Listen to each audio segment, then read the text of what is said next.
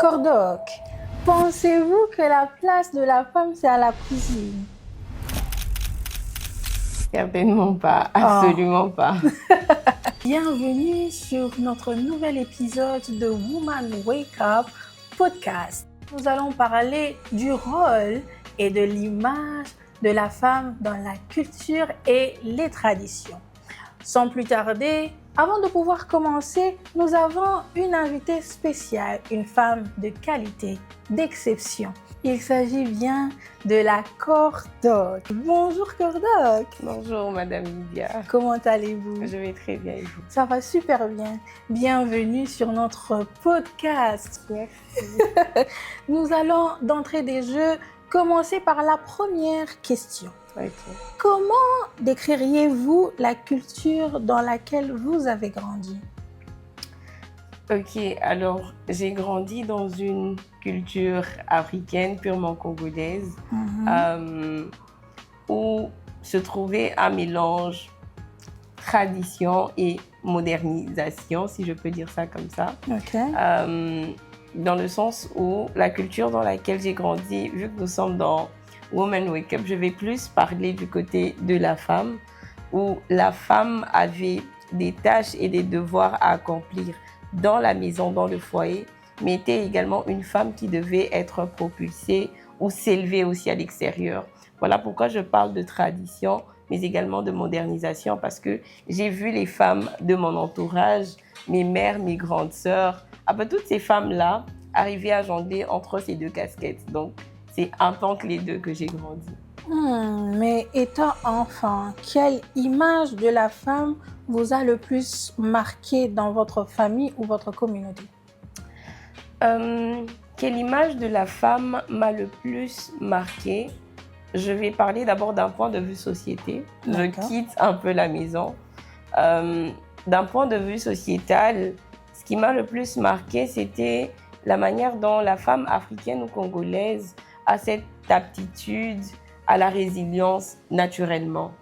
Ça veut dire, malgré tout ce qu'elle a pu traverser, la femme est construite ou bâtie pour être quelqu'un d'endurant. Moi, personnellement, j'ai toujours vu ou entendu des gens dire que c'est beaucoup plus à l'homme qu'on demande d'être fort, etc. Mais no offense aux hommes, mais de ce que moi j'ai vu, c'est ce poids est également très lourd aussi sur les épaules de la femme.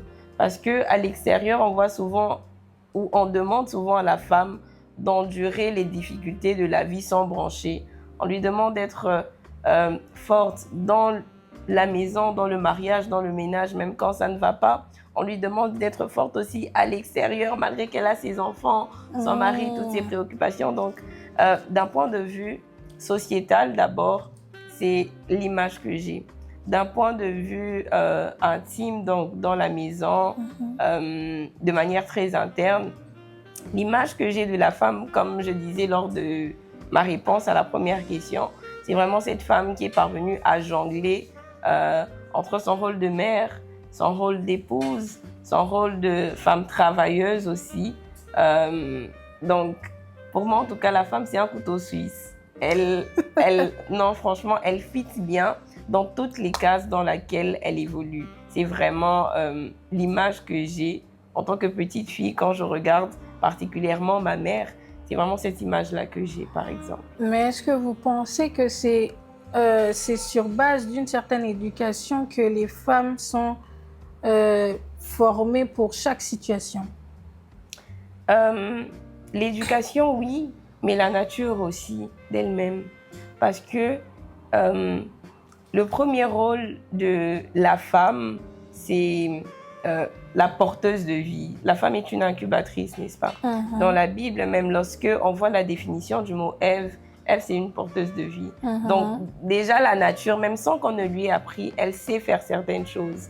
Elle sait éduquer, elle sait couvrir, elle sait garder, elle sait protéger. Après, ce que la société vient, c'est que la société ne vient que lui montrer les formes de protection à adopter, par exemple. Aujourd'hui, les femmes en Occident protègent, par exemple, leurs biens en s'affirmant. Juste un exemple. Et dans les sociétés africaines, la femme protège sa famille, comment je peux dire ça, un peu plus dans la douceur. Vous voyez, on apprend à la femme, on lui dit par exemple, non, tu vois, lorsque ton mari agit d'une certaine façon, ou ta belle famille fait ci, fait calme. Ça. Oui, toi, tempère un peu, toi, fais ceci, fais cela. Donc, et je ne dis pas que c'est mal, mais c'est deux manières ou deux apprentissages ou deux écoles différentes. Alors, je dirais vraiment que c'est les deux. La femme a ses aptitudes en elle de manière naturelle, mais elle est aussi formée par la société pour réagir d'une certaine manière aussi. Et dans ça, je voudrais savoir, pensez-vous que la mondialisation change la façon dont les femmes vivent leur identité culturelle? Ok. Si la mondialisation change la manière dont la femme vit son identité culturelle, ma réponse reste encore oui et non. Je reste toujours dans une dualité. Ça change son identité culturelle dans le sens où, certainement, la mondialisation, là, on est plus dans un contexte de la femme africaine, n'est-ce pas? Oui. Alors, oui, ça change son identité culturelle parce que dans la culture africaine, on nous apprend plus à... là, je suis vraiment dans le contexte de avant. Alors, avant, la femme africaine était celle qui se tenait un peu en arrière-plan. Vous voyez, un peu à côté, un peu dans l'ombre. Pas parce qu'on l'a considérée comme un être faible, mais parce qu'on lui avait déjà donné une place prédéfinie. Exact. Alors, avec la mondialisation aujourd'hui, on montre à la femme qu'elle est l'égale de l'homme, ce qui est vrai dans un certain sens dans la société, dans les entreprises.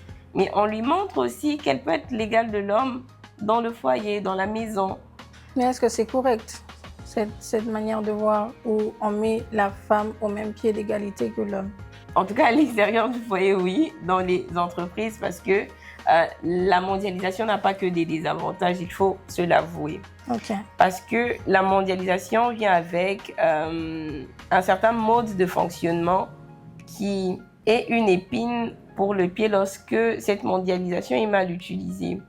Par exemple, avant, la femme dans la société n'avait pas de droit, n'est-ce pas? Elle ne dépendait que de son mari. Donc, ce que son mari lui disait, c'était parole d'évangile pour elle. Mais avec la mondialisation, on montre à la femme qu'elle a certains droits aussi. Elle a le droit de travailler, elle a le droit de s'exprimer, de s'imposer, etc. Mais là, on reste vraiment d'abord dans un contexte professionnel ou dans un contexte vraiment, comment je peux dire, sociétal dans la société. Mais lorsque on entre dans le foyer, comme je le disais, nous en tant qu'Africaines, on a d'abord cette éducation qui est culturelle, qui nous dit que la femme est censée être soumise à son mari. Et on a également cette identité chrétienne en tant qu'enfant de Dieu, où on te dit que tu dois être soumise, non pas parce que l'homme est censé être le plus fort, mais parce que puisque tu as été tiré de sa côte à lui, tu es là comme une aide. La soumission n'est pas là pour, comment dire, te dompter. Ton mari n'est pas un maître et toi l'esclave. Non. J'aime toujours ces hommes de Dieu qui disent soumission veut dire être sous la mission. Tu es là pour l'accompagner, tu es là pour être vraiment un support, un soutien, tout ce que tu veux. Donc, en tant qu'enfant de Dieu, il y a cette partie-là, mais il y a également cette éducation qui nous veut en tant que femmes d'être des modèles dans le sens où sois polie, sois bien élevée. Parce qu'aujourd'hui, je ne sais pas, Madame Lydia, peut-être c'est moi qui remarque ça, je ne sais pas. Mais avec la mondialisation, lorsqu'on demande à la femme d'avoir du caractère, elle entend soit impolie, elle entend tiens tête. Et pourtant, et du caractère, ça veut dire ne te laisse pas, ne laisse pas tes droits être piétinés, ne te laisse pas être traitée, je ne sais pas, comme une esclave, comme je le disais tantôt, mais affirme-toi, tu connais tes droits, tu as étudié, tu es instruite. Exactement. Donc, lorsque tu vois qu'il y a des inégalités, tu es là pour y faire face. Donc, c'est un peu comme ça que je répondrai à cette question. Intéressant. Cordoc, avez-vous déjà ressenti une pression de devoir être une certaine image de femme à cause de la culture?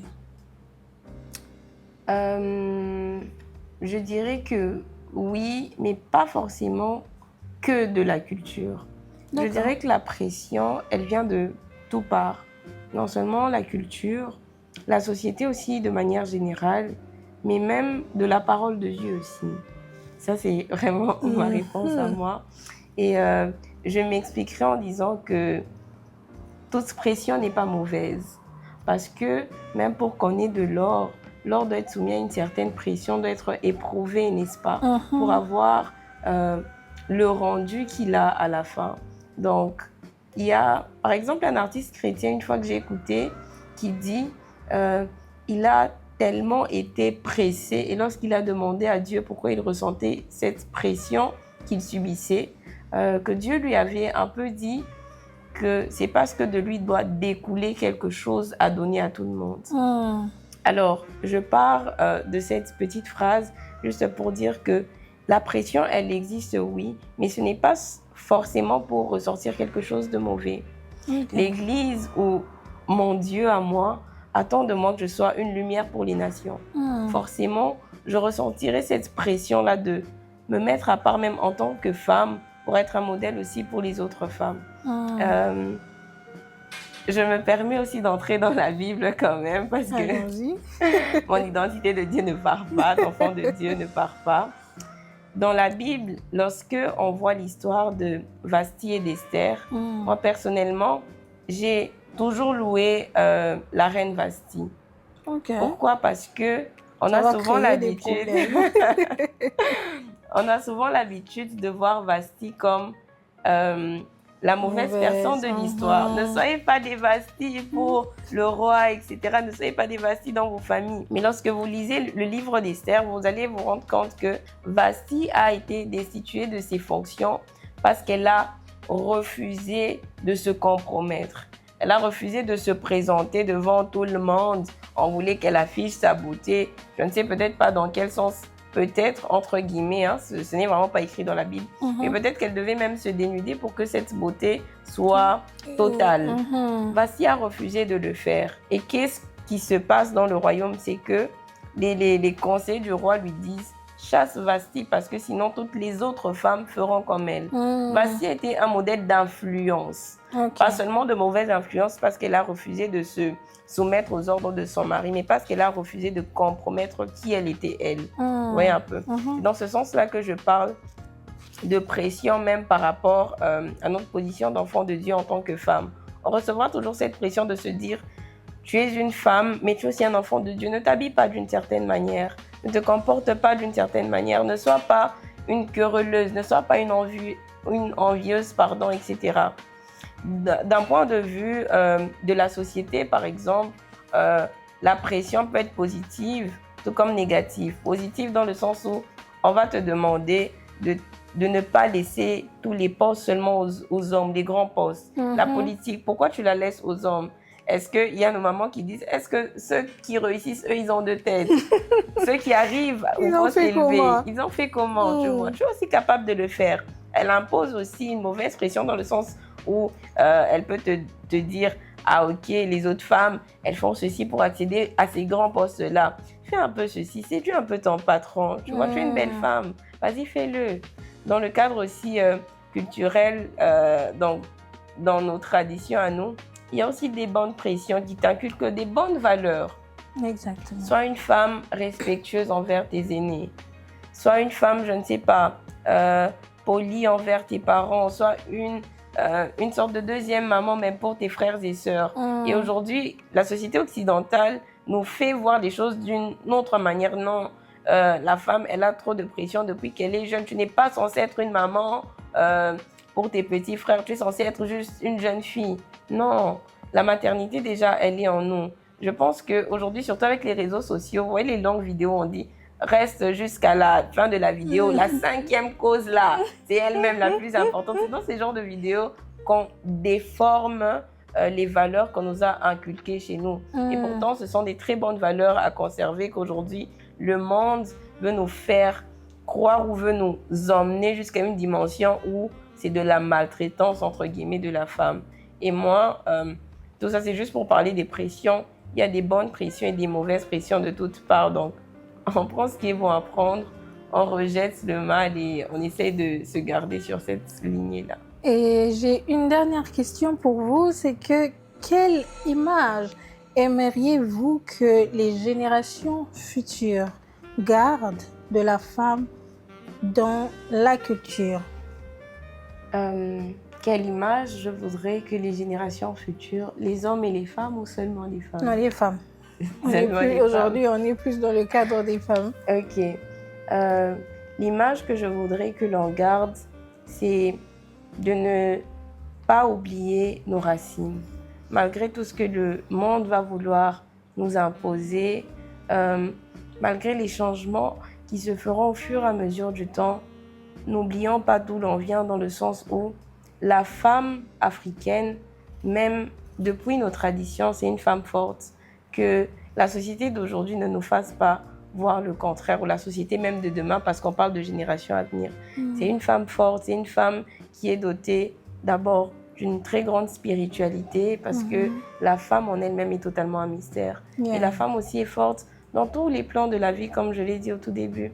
La femme est forte dans la maison, la femme est forte à l'extérieur, la femme est forte même lorsqu'elle n'est pas forte, elle reste quand même forte. Donc c'est vraiment cette image de femme forte et de femme passe-partout, si je peux dire ça comme ça, que j'aimerais vraiment que nos petites sœurs, que nos filles, avec le temps, puissent garder. Merci beaucoup. C'est sur ces mots que nous vous disons merci. Merci Cordop d'avoir accepté de pouvoir faire partie de ce podcast. Alors, j'espère que vous avez aimé et que vous allez suivre. Surtout, n'oubliez pas de liker, de commenter et de vous abonner. C'était pour vous Lydia Kazadi, votre présentatrice. Bye bye. Bye bye.